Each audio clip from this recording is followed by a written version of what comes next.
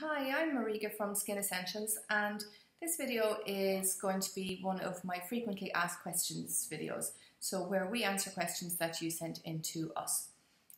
Today's is actually a very frequently asked question, and it's all to do with making the right makeup choices, specifically foundation choices.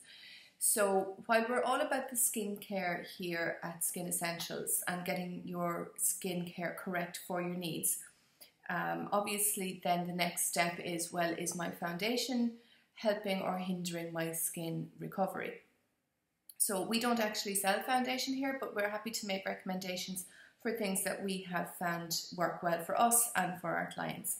So the first thing you're looking for, obviously there are practically infinite choices when it comes to foundation, so we can't cover them all. So what you are looking for if you're buying a foundation is that it's to be fragrance free. As with everything skincare from us, fragrance free is the number one that we look for. So that includes fragrances, just perfume, artificial fragrances, but it also includes what we would call natural fragrance. So we don't want any essential oils in here either. They have no place on the surface of your skin, or deeper in it for that matter, but we're talking about the surface today.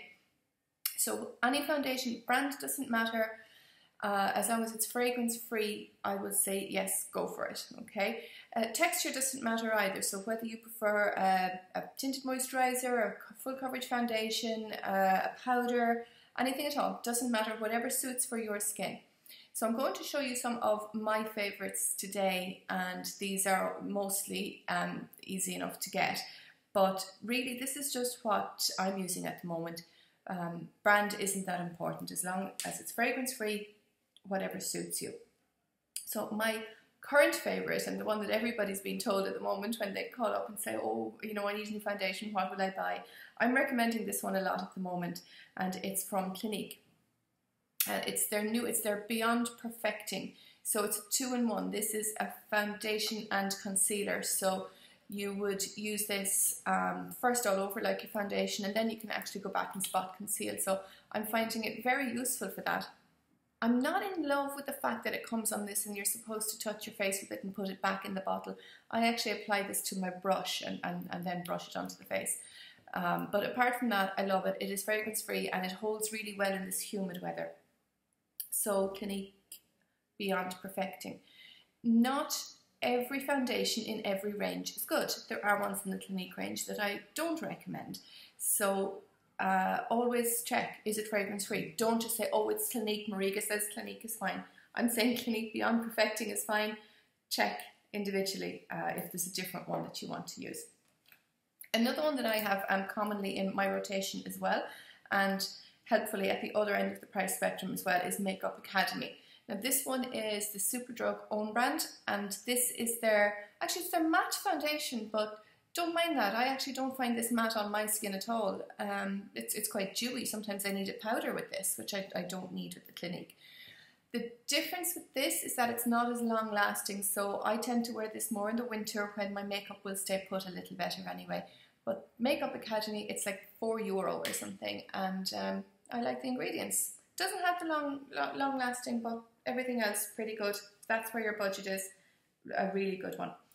And the third type of foundation that I want to recommend today is a mineral foundation. Now you'll be familiar with mineral foundations coming in a powder, but it doesn't matter, it's the same thing, whether it's a powder or a liquid foundation.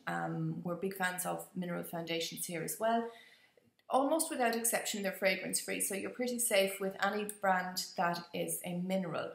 The brand of this one is Zorina. Now, you won't actually get this because it's been discontinued. We still have a few here that we're using.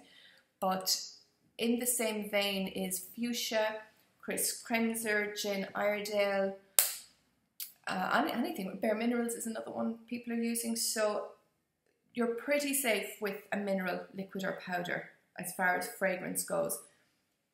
The one thing to watch out for, if you do tend to be reactive, there can be an ingredient called bismuth oxychloride in the mineral powders.